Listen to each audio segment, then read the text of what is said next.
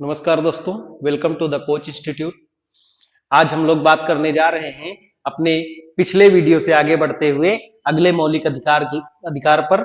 और ये ध्यान रखिएगा, जो लोग टेट वगैरह की तैयारी कर रहे हैं उनके लिए भी ये इंपॉर्टेंट है। मूल अधिकार से अक्सर एक या दो प्रश्न ईवीएस के टॉपिक में पूछ लिए जाते हैं, इसलिए टेट वाले बच्चे भी इसे देख सकते हैं। चलिए देखिए, हमने पिछले वीडियो में अपने बात कर ली थी समानता का अधिकार और स्वतंत्रता का अधिकार।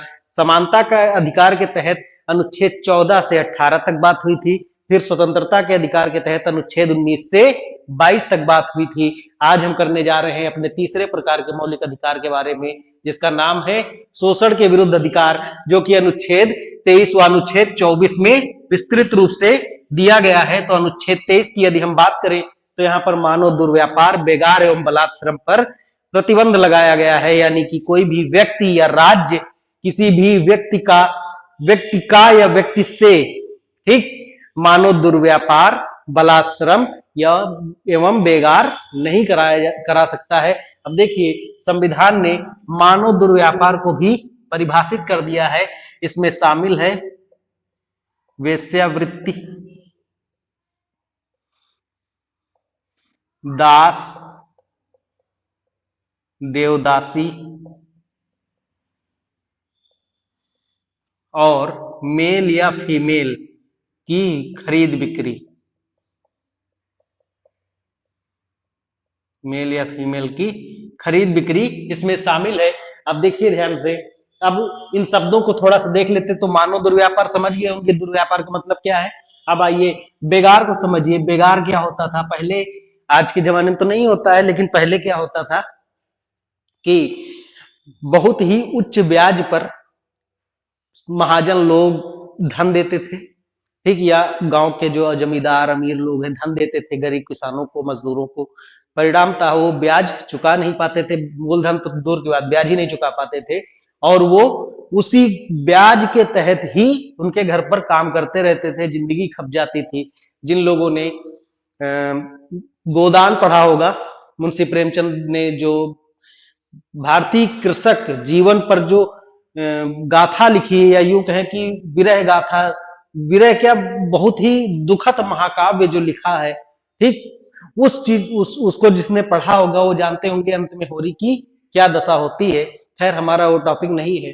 तो बेगार समझ गए होंगे कि बेगार क्या है, बिना पैसे के, यानी कि उसकी बिना मजदूरी दिए, बिना किसी से काम कराना ही बेगार है। अब बलात्श्रम का मतलब क्या है, जबरिया काम करा लेना, ठीक। जबरिया काम कैसे, तो जबरिया काम भैया तबे होगा जब बाहुबल होगा आपके अंदर। तो समझ रहे होंगे पूरी बात, जो बाहुबली है जबरिया काम भी करा सकते हैं। तो उसके विरुद्ध भी संविधान ने अधिकार दे रखा है। आगे आइए, नोट नंबर 1, जहां से प्रश्न बनने की संभावनाएं हैं, ठीक। देखिए क्या है कि राज्य कोई काम ऐसे नहीं करा सकता, लेकिन यदि कोई सार्वजनिक उद्देश्य से, सार्वजनिक महत्व का मसला हो, तो ऐसे में राज्य बेगार या बलात्श्रम करवा सकता है, ठीक। दुर्व्यापार कभी नहीं करेगा, राज्य क्यों दुर्व्यापार करने लगा, ठीक। बलात्श्रम या बेगार करवा सकता है। बेगार का मतलब क्या होगा, अगर राज्य बेगार करा सकता है, इसका मतलब क्या हुआ कि राज्य आपके काम के बदले आपको पैसे नहीं देगा, ठीक, कि नरेगा के तहत काम हो रहा हो। आइए देखिए, तो राज्य किसी अनिवार्य सेवा आरोपित कर सकता है। अब ये है क्या, थोड़ा सा जान लेते हैं उदाहरण के थ्रू।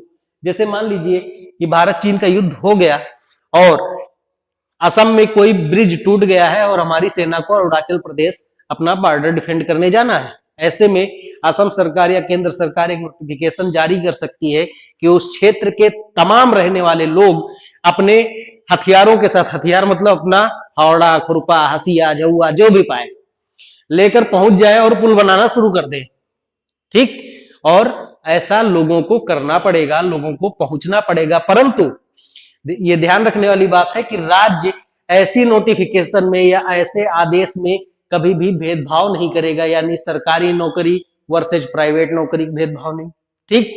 अमीर वर्सेज गरीब का भेदभाव नहीं, ठीक। उच्च जाति वर्सेज निम्न जाति का भेदभाव नहीं, ऐसा किसी भी प्रकार से भेदभाव नहीं करेगा। यदि सूचना सभी के लिए होगी। अब अगला देख लेते हैं थोड़ा सा, एक और चीज यहाँ कि राज्य किसी से भी धन देने को बाध्य नहीं कर सकता है।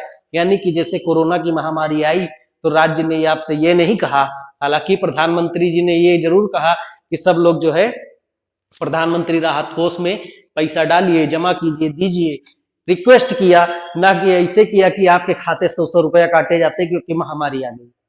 ठीक, यानी बाध्य नहीं किया जा सकता, धन देने के लिए राज्य बाध्य नहीं कर सकता है। अब अगला देखते हैं, यह अधिकार राज्य एवं व्यक्ति दोनों के विरुद्ध प्राप्त है। देखिए अभी तक जो अधिकार प्राप्त थे वो राज्य के विरुद्ध प्राप्त है, चाहे वो समानता का अधिकार हो और चाहे स्वतंत्रता का अधिकार हो। ठीक सॉरी, परंतु ये जो अधिकार है राज्य के विरुद्ध भी प्राप्त है, यानी राज्य आपसे ऐसा कोई काम नहीं करवा सकता। दूसरा, कोई व्यक्ति भी आपसे ये ऐसे काम नहीं करवा सकता, यानी राज्य एवं व्यक्ति दोनों के खिलाफ प्राप्त है।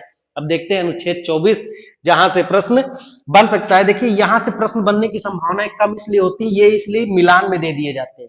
ठीक, क्योंकि इसमें ज्यादा कुछ अंदर खुरपेच है नहीं, सीधा सीधा लिखा है, सीधा सीधा समझना है आपको। ठीक, जो है भी अंदर वो मैंने पॉइंट में बना दिए हैं, नोट में लिख दिए। ठीक, इसलिए इंपॉर्टेंट हो जाता है, जितना निचोड़ है मैं कोशिश कर रहा हूं आप सब आपको पूरा का पूरा दे दूं। ठीक, आइए अनुच्छेद 24 में कारखानों आदि में 14 वर्ष से कम उम्र तक के बच्चों के नियोजन पर प्रतिबंध। नियोजन मतलब कि किसी भी 14 वर्ष से कम आयु के बच्चे को किसी भी जोखिमपूर्ण काम में नहीं लगाया जा सकता, चाहे वो आपका अपना ही बच्चा क्यों ना हो। ठीक, सुप्रीम कोर्ट की वर्डिक्ट है कि यदि बच्चे की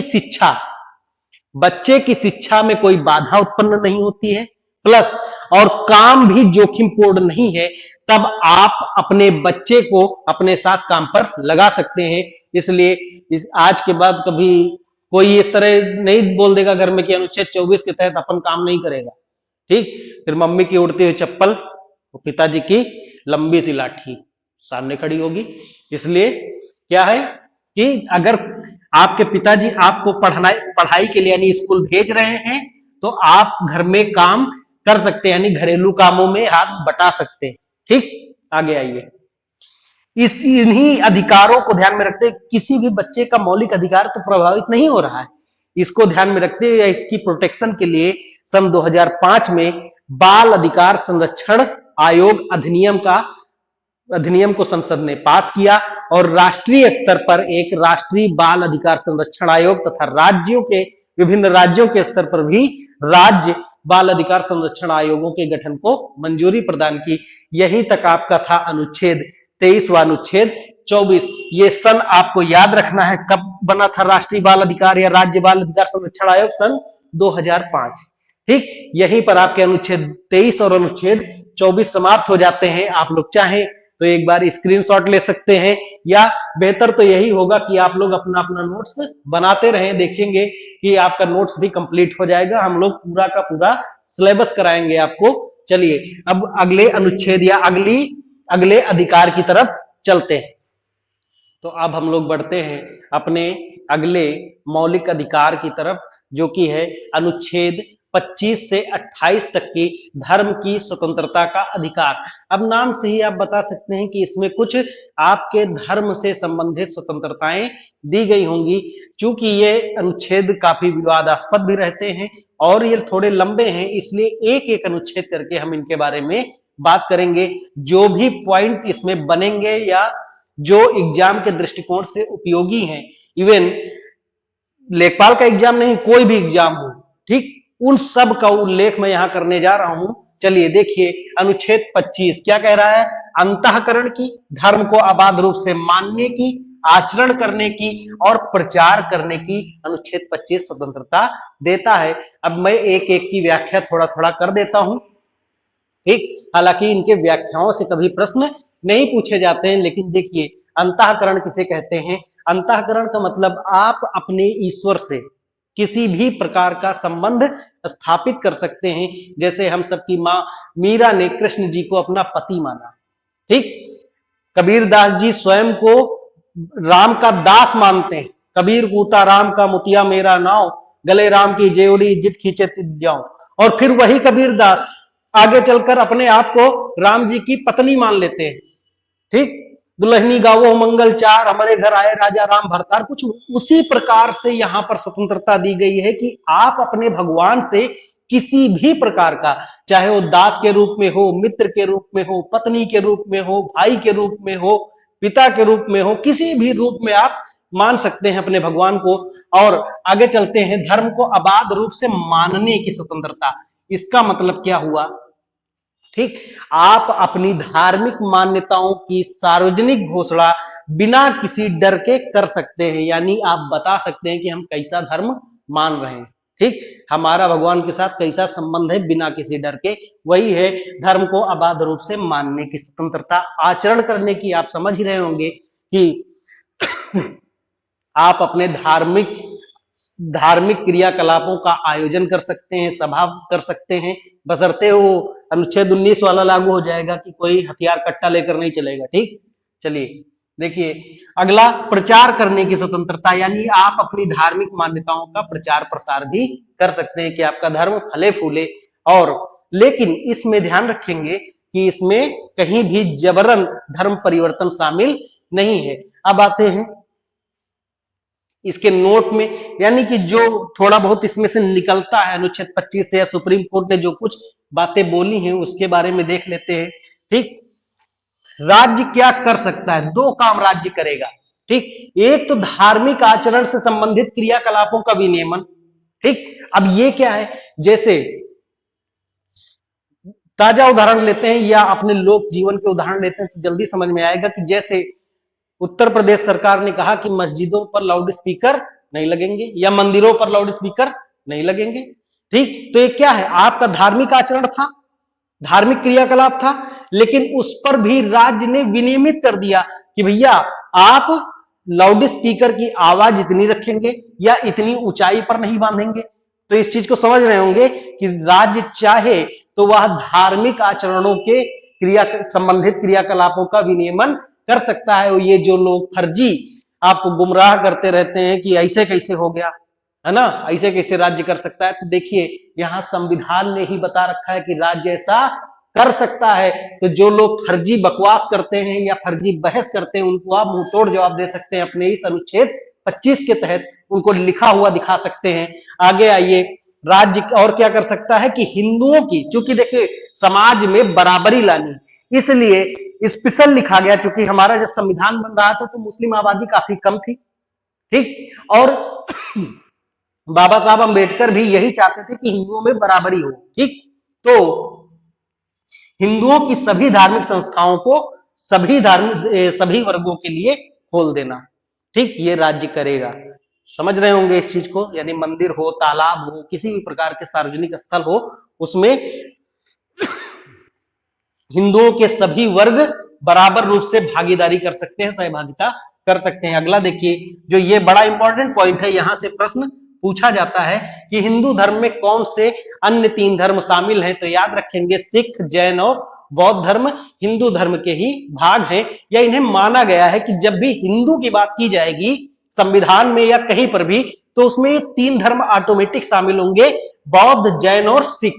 ठीक, तो समझ गए होंगे इस चीज को। अब जो लास्ट पॉइंट हमारा है कि ये तो ऑब्वियस है, आप लोग देखते हैं प्रैक्टिकल में कि कृपाण धारण करना सिख धर्म का अंग माना जाएगा। धारण करना, उसे लेकर चलना सिख धर्म का अभिन्न अंग होगा। अब चलते हैं अपने अगले अनुच्छेद पर, जो कि है अनुच्छेद 26। तो देखते हैं अनुच्छेद 26 को। अनुच्छेद 26 में कहा गया है कि धार्मिक कार्यों के प्रबंध की स्वतंत्रता। अब इसमें शब्द यूज हुआ प्रबंध की स्वतंत्रता, यानी आप प्रबंध कैसे करते हैं धार्मिक कार्यों को? भाई कोई जमीन खरीदते हैं, जैसे मान लीजिए एक मंदिर है, उसका प्रबंधन कैसे करते हैं? एक कमेटी बनाते हैं। ठीक, फिर कमेटी जब पैसा वैसा आ जाता है, दान दक्षिणा, कुछ जमीन फाटा भी खरीद लेते हैं अपने मंदिर के लिए कि उससे भी थोड़ी इनकम आती रहे। ठीक, इसी प्रकार के प्रबंधन की स्वतंत्रताएं दी गई हैं। तो देख लेते हैं, को 3-4 टाइप है, हालांकि यहां से कभी भी प्रश्न नहीं पूछा जाता है, आप पढ़ें या ना पढ़ें, लेकिन जान लीजिए, जानने में क्या जाता है। तो संस्थाओं की स्थापना एवं पोषण कर सकते हैं, धर्म विषयक कार्यों का प्रबंध कर सकते हैं, चल अचल संपत्ति का अर्जन कर सकते हैं, संपत्ति पर प्रशासन कर सकते हैं। यहाँ पर शब्द क्या लिखा है भैया, विधि के अनुसार, यानी कि केंद्र सरकार या राज्य सरकार कानून बनाती है कि किस प्रकार से किसी धर्मार्थ संस्था का विनियमन होगा या किस प्रकार से कोई धर्मार्थ संस्था चलेगी।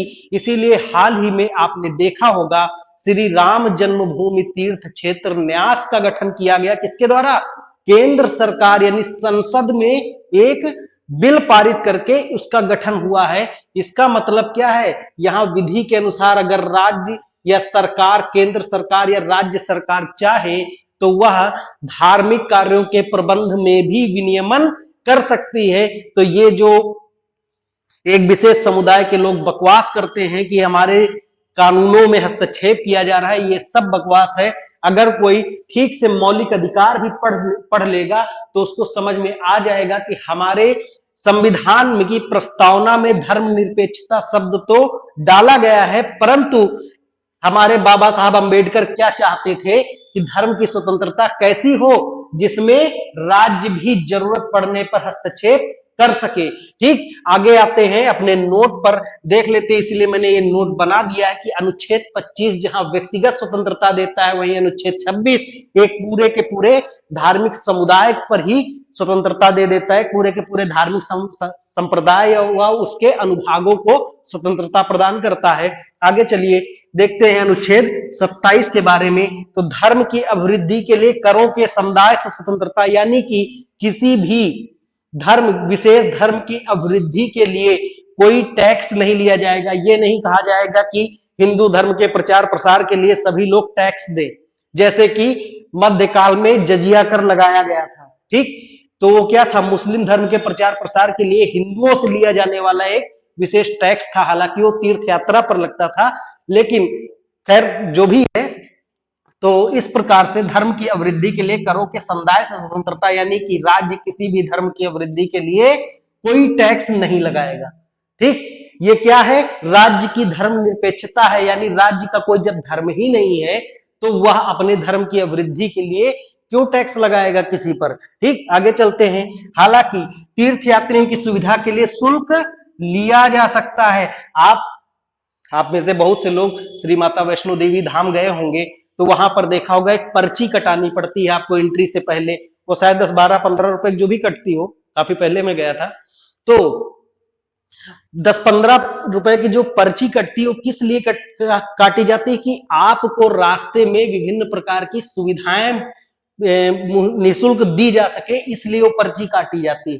ठीक, यानी राज्य चाहे तो किसी भी धार्मिक संस्था के विनियमन के संबंध में या उस तीर्थ क्षेत्र में प्रवेश के दौरान ही आपसे कुछ शुल्क ले, लेकिन वो शुल्क कैसा होगा, आपकी सुविधा के लिए होगा। इसलिए ये सारे पॉइंट आपको पता होने चाहिए। हालांकि यदि हम बात करें पूरे के पूरे 25 से 28 तक के अनुच्छेद को, तो अभी तक किसी भी एग्जाम में 25, 26, 27, 28 ऐसे अलग कर करके नहीं पूछा गया है। मोस्टली अनुच्छेद 25 ही पूछ लिया जाता है, या 25 से 28 तक कोई एक अनुच्छेद पूछ लिया जाता है।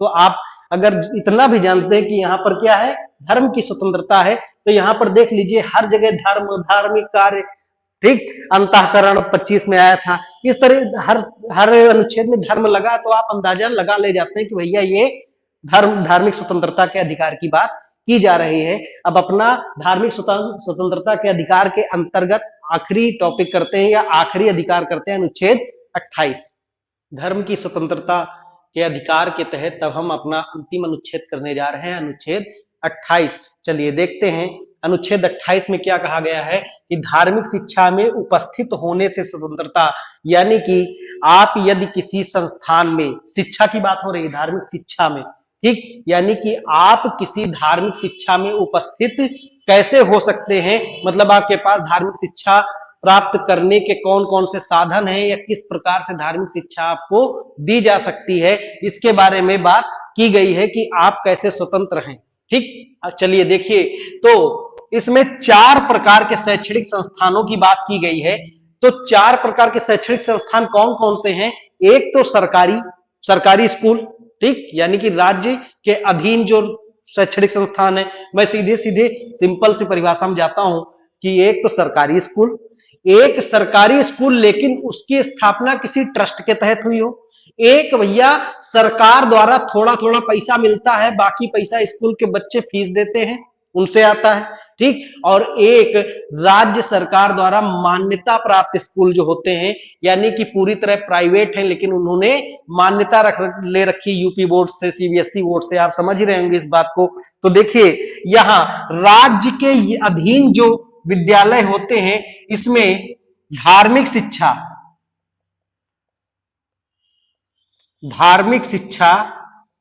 कतई नहीं दी जा सकती, ठीक। धार्मिक शिक्षा का मतलब क्या है कि किसी भी सरकारी स्कूल में रामचरितमानस का पाठ नहीं होगा, कुरान का पाठ नहीं होगा, ठीक। ये क्या हुई, धार्मिक शिक्षा हुई। या कोई टीचर ऐसा नियुक्त नहीं किया जाएगा जो कि गीता पढ़ाता हो, ठीक। अब देखिए राज्य के अधीन परंतु स्थापना ट्रस्ट के तहत, ये देखिए आपका एक अच्छा उत्तम उदाहरण है बीएचयू का, ठीक। बीएचयू का एक उत्तम उदाहरण है। यहां पर राज्य के अधीन परंतु ट्रस्ट के तहत जो है वहां पर धार्मिक शिक्षा की अनुमति दी गई है, यहां पर धार्मिक शिक्षा की अनुमति है। अब देखिए बीएचयू में तो पूरा पूरा एक विभाग ही भारतीय कह सकते हैं कर्मकांड का एक पूरा का पूरा विभाग है, भारतीय कर्मकांड या कहें हिंदू कर्मकांड में पर पूरा का पूरा विभाग है। और अभी मुझे लगता है आई थिंक 2 साल पहले की बात है, हाँ 2 साल हो गए होंगे उस घटना को, कि उस धार्मिक कर्मकांड विभाग में एक मुस्लिम व्यक्ति की नियुक्ति हो जाती है। परिणामतः वहां के लोग विरोध करते हैं और अंततः उसे हटाया जाता है। खैर लंबी कहानी में उसमें हिंदू या मुस्लिम विवाद में नहीं जाना चाहता किसी प्रकार से कि हमारा वीडियो विवादित हो जाए। चलिए आइए, राज्य द्वारा वित्त सहायता प्राप्त करने वाले यहां पर और राज्य द्वारा मान्यता प्राप्त करने वाले ये है आपके यहां पर स्वैच्छिक आधार पर, यानी कि प्रिंसिपल साहब चाहें तो वो धार्मिक शिक्षा दिलवा सकते हैं, ठीक। यानी कि प्रश्न यहां से कतई नहीं बनेगा, कभी नहीं बनेगा, ठीक। आपको अनुच्छेद 28 पता हो कि धार्मिक शिक्षा में उपस्थित होने से स्वतंत्रता के संबंध में है, बस यहीं पर खत्म हो जाता है, ठीक। प्रश्न यहां से कतई नहीं बनता है इसके अंदर से। हालांकि जो भी चीजें थी मैंने आपको बता दी है, एक बार आप इसे देख लीजिएगा। थोड़ा ज्ञान होना भी चाहिए, ऐसा नहीं कि केवल कंपटीशन की तैयारी कर रहे हैं, कहीं कोई बात छिड़ जाए, कहीं कोई मुश्किल पड़ जाए, ठीक है, तो वहां पर आप इन चीजों को स्पष्ट रूप से बता सकते हैं, अपनी बात को प्रूफ के साथ कह सकते हैं। पढ़ने लिखने का एक फायदा ये भी तो होता है, ठीक। गांव में तो अक्सर कहते हैं यह पढ़े लिखे, यही बात करते हैं। कुछ लोग तो गांव होते हैं जो आते हैं ढैयम डेढ़ा पहाड़ा पूछने लगते हैं, पता नहीं उनके कौन से दादा सिखाया गया रहा है ढैयम डेढ़ा। चलिए, तो ये हमारा आज का टॉपिक यहीं पर समाप्त होता है। तो हमने आज 2 प्रकार के अधिकार किए, एक शोषण के विरुद्ध अधिकार और दूसरा धार्मिक स्वतंत्रता का अधिकार। अब हमारे टोटल 4 अधिकार हो चुके हैं, समानता, स्वतंत्रता, शोषण के विरुद्ध और धार्मिक। अब हमारे 2 बचे हैं, शिक्षा एवं संस्कृति तथा संवैधानिक उपचारों का अधिकार। ये 2 अधिकार बचे हैं, तो इन 2 अधिकारों को हम अपने नेक्स्ट वीडियो में करेंगे, अन्यथा वीडियो लंबा हो जाएगा, फिर आप लोगों को अन्य समस्याएं भी होंगी। तो यदि आप लोगों को क्लास अच्छी लग रही हो तो इस वीडियो को सब्सक्राइब करें, चैनल को सब्सक्राइब करें और शेयर भी कर सकते हैं। चलिए मिलते हैं नेक्स्ट वीडियो में, थैंक यू।